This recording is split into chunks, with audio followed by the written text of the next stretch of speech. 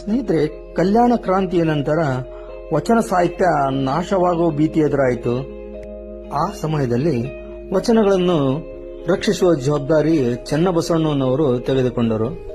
ಚನ್ನಬಸವಣ್ಣನವರು ತಮ್ಮ ತಾಯಿ ನಾಗಲಾಂಬಿಕೆಯೊಂದಿಗೆ ಉಳಿವಿಗೆ ಆಗಮಿಸಿದರು.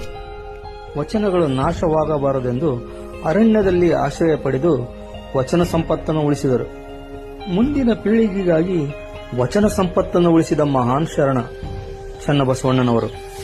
ಚನ್ನಬಸವಣ್ಣನವರು ತಮ್ಮ 24ನೇ ವಯಸ್ಸಿನಲ್ಲಿ ಉಳಿವಿಯಲ್ಲಿ ಜೀವಂತ ಲಿಂಗೈಕ್ಯರಾಗುತ್ತಾರೆ.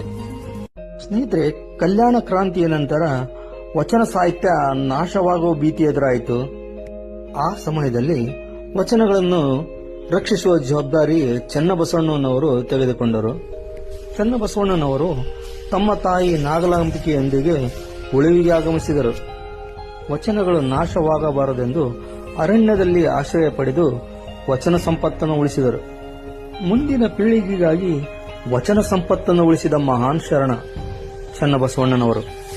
ಚನ್ನಬಸವಣ್ಣನವರು ತಮ್ಮ 24ನೇ ವಯಸ್ಸಿನಲ್ಲಿ ಉಳಿವಿಯಲ್ಲಿ ಜೀವಂತ ಲಿಂಗೈಕ್ಯರಾಗುತ್ತಾರೆ. ಸ್ನೇಹಿತರೆ, ಕಲ್ಯಾಣ ಕ್ರಾಂತಿಯ ನಂತರ ವಚನ ಸಾಹಿತ್ಯ ನಾಶವಾಗುವ ಭೀತಿ ಎದುರಾಯಿತು.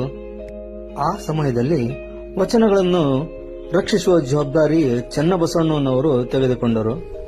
ಚನ್ನಬಸವಣ್ಣನವರು ತಮ್ಮ ತಾಯಿ ನಾಗಲಾಂಬಿಕೆಯೊಂದಿಗೆ ಉಳಿವಿಗೆ ಆಗಮಿಸಿದರು. ವಚನಗಳು ನಾಶವಾಗಬಾರದೆಂದು ಅರಣ್ಯದಲ್ಲಿ ಆಶ್ರಯ ಪಡೆದು ವಚನ ಸಂಪತ್ತನ್ನು ಉಳಿಸಿದರು. ಮುಂದಿನ ಪೀಳಿಗೆಗಾಗಿ ವಚನ ಸಂಪತ್ತನ್ನು ಉಳಿಸಿದ ಮಹಾನ್ ಶರಣ ಚನ್ನಬಸವಣ್ಣನವರು. ಚನ್ನಬಸವಣ್ಣನವರು ತಮ್ಮ 24ನೇ ವಯಸ್ಸಿನಲ್ಲಿ ಉಳಿವಿಯಲ್ಲಿ ಜೀವಂತ ಲಿಂಗೈಕ್ಯರಾಗುತ್ತಾರೆ. ಸ್ನೇಹಿತರೆ, ಕಲ್ಯಾಣ ಕ್ರಾಂತಿಯ ನಂತರ ವಚನ ಸಾಹಿತ್ಯ ನಾಶವಾಗುವ ಭೀತಿ ಎದುರಾಯಿತು. ಆ